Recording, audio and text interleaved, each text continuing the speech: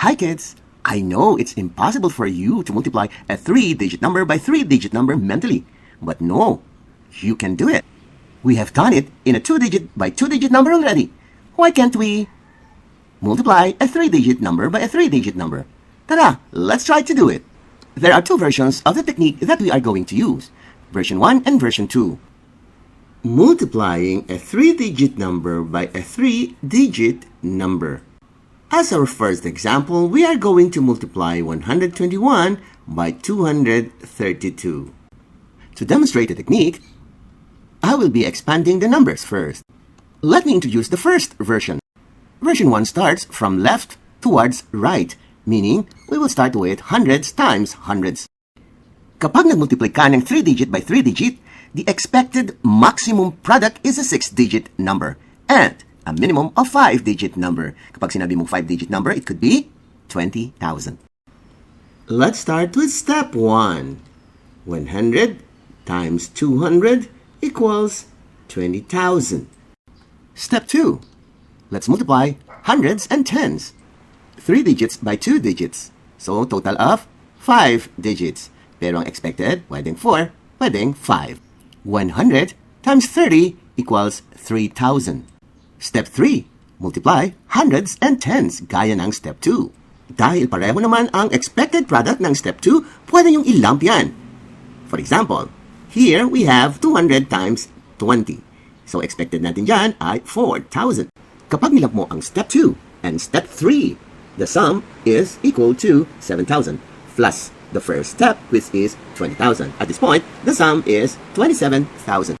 Tandaan, for every step, you have to accumulate the result. Let's move on with the fourth step. Step 4. Multiplying tens and tens. Ang minimum product ay hundreds and the maximum product is thousands. Therefore, 20 times 30 is 600. At this point, the accumulated sum is 27,600. Step 5. We are multiplying hundreds and the ones. Minimum expected product is hundreds and the maximum is thousands. In this case, 100 times 2 is equal to 200.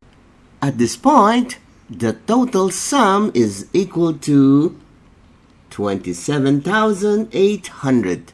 Step 6.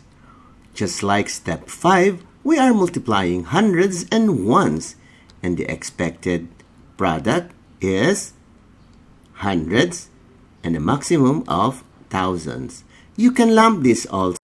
At this point, the total sum is equal to 28,000.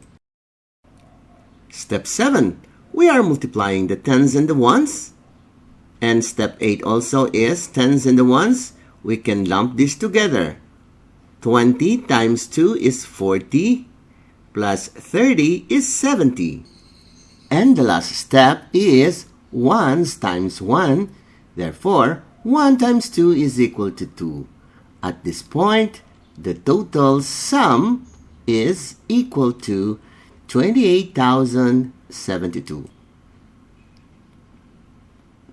Tandaan, ang version 1 ay from left to right. IVFC makes math easy. Walang kulalat sa math. Walang kulalat sa math. A campaign on numeracy brought to you by I Volunteer for Filipino Children.